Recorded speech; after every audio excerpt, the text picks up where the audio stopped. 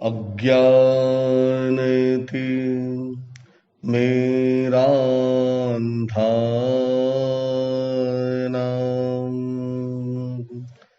ज्ञानाञ्जन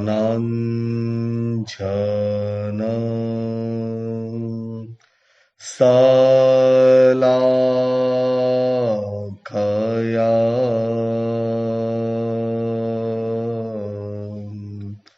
नेत्रमुन्मीलितं येन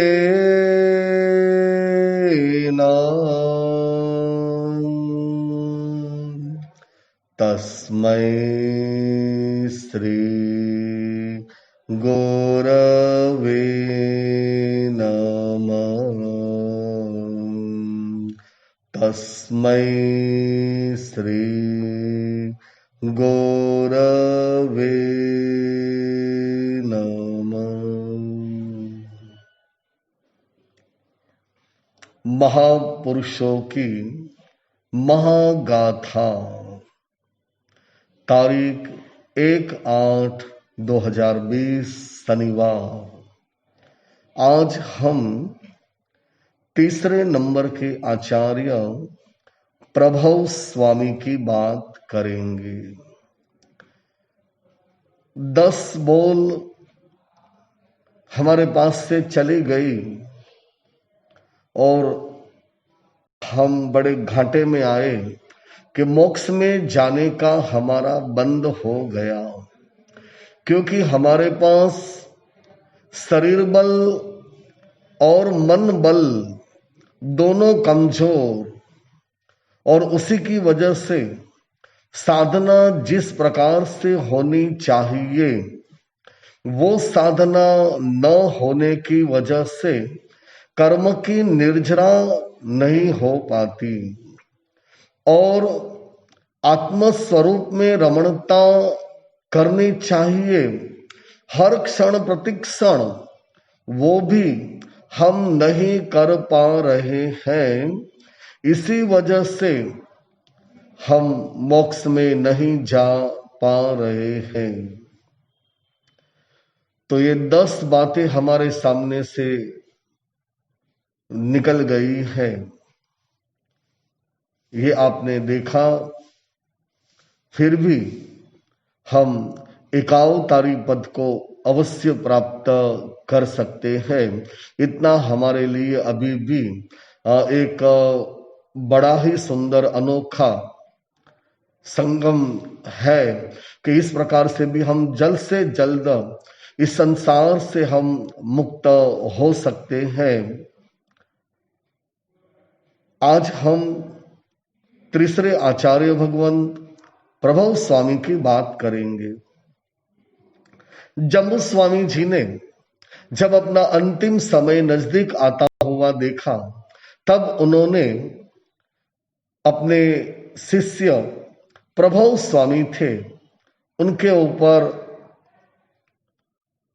एक नजर अंदाज किया और योग्यता पात्रता देखकर आपको आचार्य पद पे नियुक्त किया गया। प्रभु स्वामी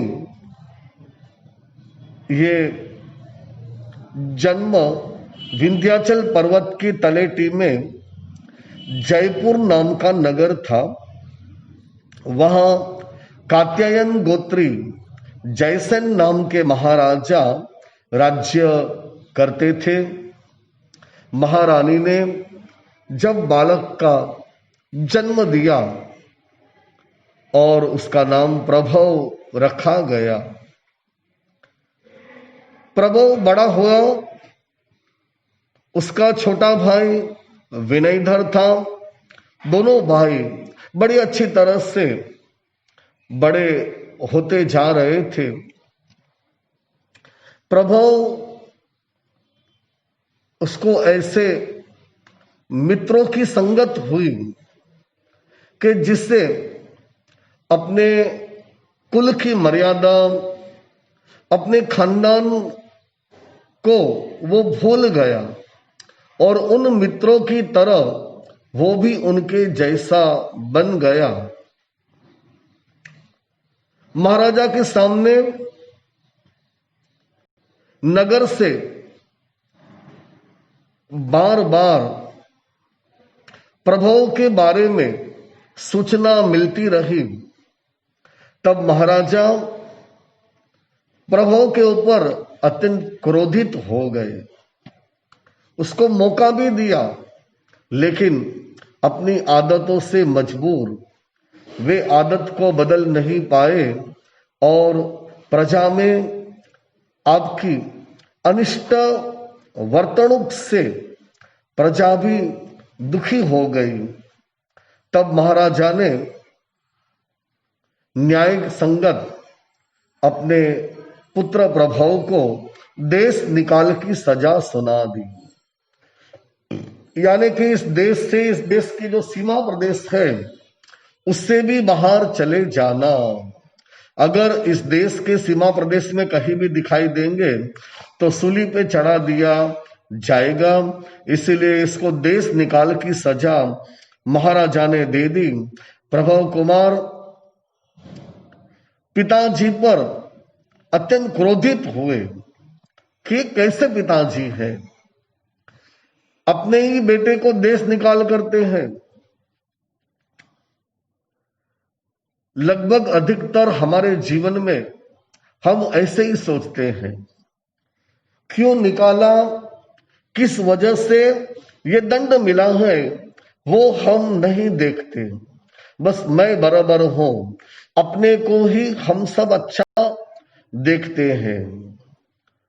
लेकिन महाराजा ने ये किया होगा, देश निकाल की सजा दी होगी, तब आपके अंतर में कितना दुख हुआ होगा कि जिस राजकुमार पर बड़ी उम्मीद लगाए बैठे थे कि मेरे बाद ये राजा होकर अपने शासन को अच्छी तरह से संभाले, लेकिन जब ये सपने बिखर जाते हैं, टूट जाते हैं, तब उसकी वेदना वो तो जिसके ऊपर गुजरी हो उसको ही पता चलता है।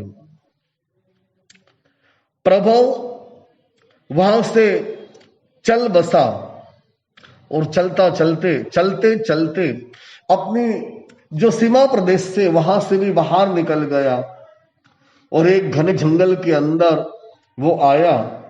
वहां थोड़े सारे झोपड़े और लोगों को देखकर प्रभु वहीं पहुंच गया। ये भील पल्ली रही हुई थी और इनके अधिपति का नाम भीमसेन था। अनजान को आकर देखकर भीमसेन ने उसके मुंह के सामने देखा तो उसका मुंह बड़ा प्रभावित था, क्योंकि राजकुमार था। राजकुमार का मुंह कभी भी अनजान नहीं बन सकता।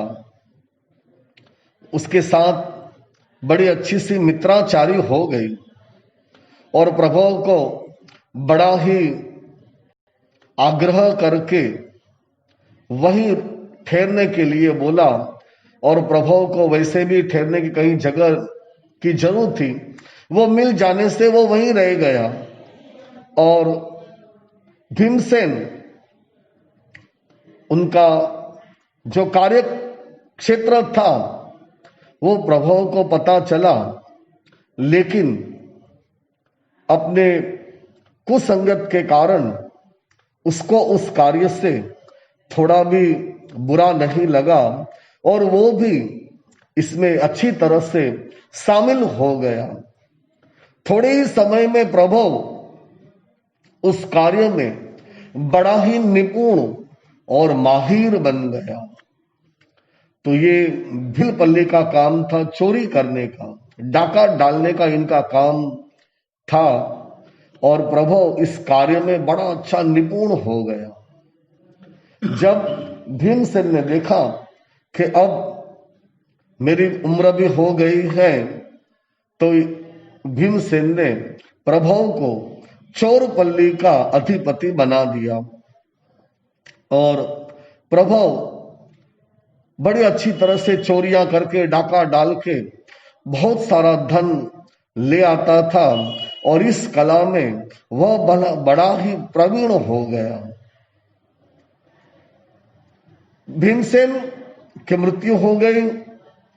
प्रभु के ऊपर बड़ी ही जिम्मेदारी आ गई। बार बार चोरी करने से प्रभु उबल गया, क्योंकि वो भी एक क्षत्रिय बच्चा था।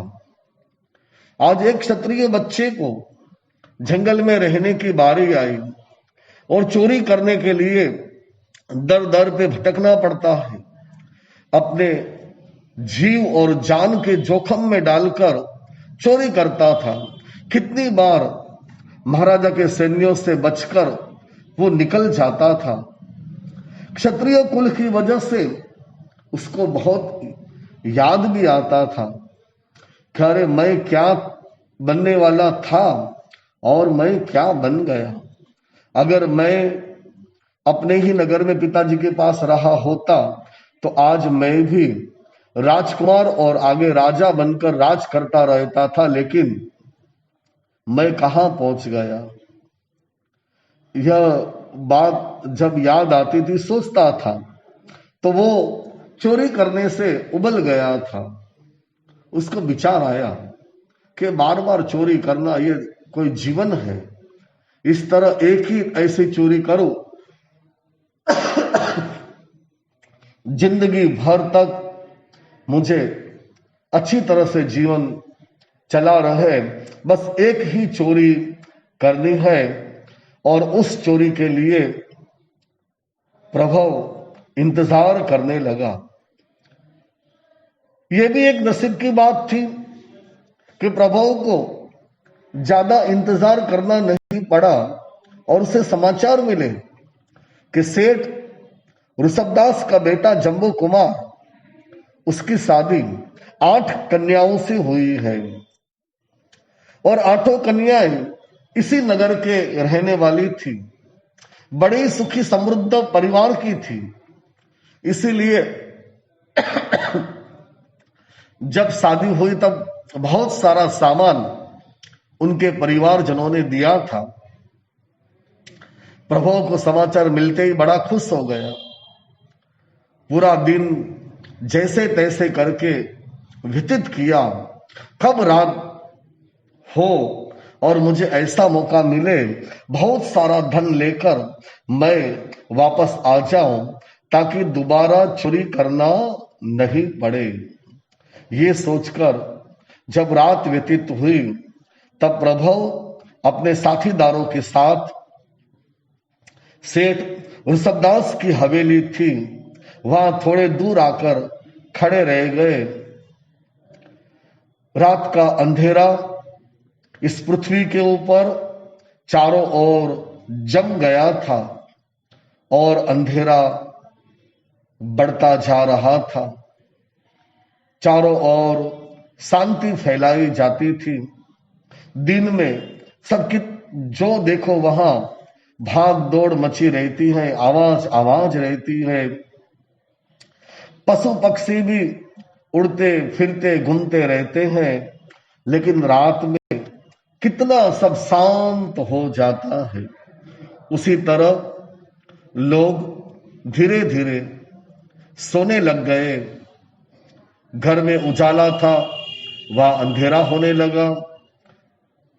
बातों का आवाज था, वहां शांति होने लगी। और प्रभु ऋषभदास सेठ की हवेली में बड़ी अच्छी तरह से प्रवेश किया उसने। सैनिकों चौकीदारी कर रहे थे, फिर भी उस सैनिकों को चकमा देकर प्रभु आ गया और एक कमरे के पास उसने थोड़ा थोड़ा उजाला देखा। वहां पीछे के भाग से आकर खड़ा रह गया। देख रहा था कि उजाला है तो कोई जागते हैं या सो गए हैं। तब उसके कानों पे कुछ आवाज सुनने मिली। आवाज सुनते ही प्रभु समझ गया कि अभी यहां कुछ लोग जग रहे हैं, इसीलिए मुझे थोड़ा इंतजार करना पड़ेगा। और उसने अपने साथियों को सुरक्षित स्थान में रहे ऐसा इशारा कर दिया। प्रभु पत्थर की तरह स्थिर हो गया और अपने कान खुले रखकर वो सुन रहा था। उस समय जम्बू कुमार अपनी 8 पत्नियों को बड़ी अच्छी तरह से जन्म और मरण की बात समझा रहे थे। क्या कारण है वो बता रहे थे। ये सब बातें प्रभु ने भी सुनी और वो क्षत्रिय था, एक अच्छे संस्कार घरानों से रहा हुआ था, इसलिए उसको इन बातों का बड़ा ही अच्छा असर हुआ। ऐसे करते करते 2, 3, 4 घंटे ऊपर निकल गए, सुबह होने आई और पहली बार ऐसा संग मिला, ऐसी बातें सुनने मिली कि प्रभु के जीवन में परिवर्तन हो गया।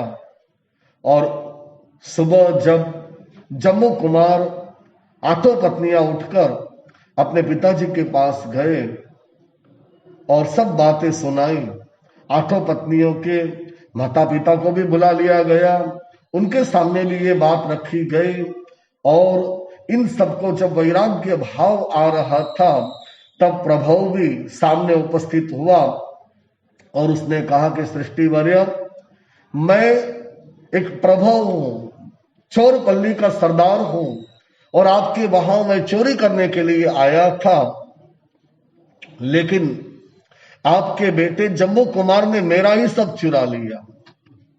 मैं आया था चोरी करने लेकिन उसने मेरा चुरा लिया और आज से मैं ये चोरी के काम बंद कर कर इनकी बातों को सुनकर मेरे भाव इतने अच्छे बन गए कि मैं भी जम्बू कुमार के रास्ते पे चलने के लिए तत्पर बना हूं। और जम्बू कुमार ने उनके भाव को बड़ा ही अभिवादन दिया, उनका स्वागत किया और इस तरह 527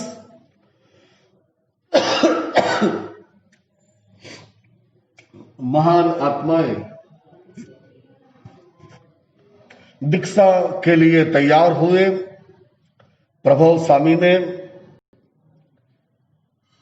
पट्टे पर बैठकर आचार्य पद को स्वीकार करके बड़ी अच्छी शासन की सेवा की और सब लोगों में जिन शासन के प्रति कैसी भावना उत्कृष्ट हो उस प्रकार की उन्होंने प्रभावना की।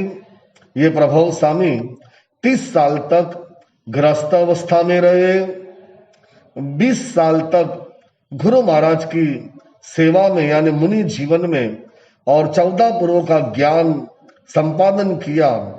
50 साल की उम्र में आचार्य पद को प्राप्त किया और 54 साल तक आचार्य पद में रहकर संघ शासन की बड़ी अच्छी आपने सेवा की। कुल आयुष्य 104 साल का आपका आयुष्य रहा हुआ था और आपने बड़े अच्छी तरह से ये शासन की सेवा कार्य में जुड़कर सबको एक अच्छी राह बताई। दीपक के समान आपने बड़ा अच्छा कार्य किया। प्रभु स्वामी की बात सुनकर कितना अजब सा लग रहा है कि क्या बने थे और क्या बन गए। तो ये सत्संग का प्रभाव रहा हुआ है। अगर अच्छा संग मिले तो आदमी मानव में से महामानव बन जाता है, नर में से नारायण बन जाता है और अगर उसको अच्छा संग न मिले तो नर में से वो वानर बन जाता है। तो कभी भी किसी भी व्यक्ति पे पूर्व ग्रह मत रखो कि ये तो ऐसा ये वैसा है, इसमें कुछ सुधार नहीं होगा। इस प्रकार का पूर्वाग्रह कभी भी न रखें। कब किसमें क्या परिवर्तन आएगा हमें पता भी नहीं लगेगा। ऐसी अच्छी बात इस प्रभावशाली के जीवन में से हमें मिल रही है। इस बात को स्वीकार करके हम भी इस पूर्वाग्रह में से मुक्त होकर अपने जीवन में, अपनी बातों में, अपने संस्कार में निग्रह करके अपने आत्मा का कल्याण करें। यही मंगल शुभ कामना। धन्यवाद।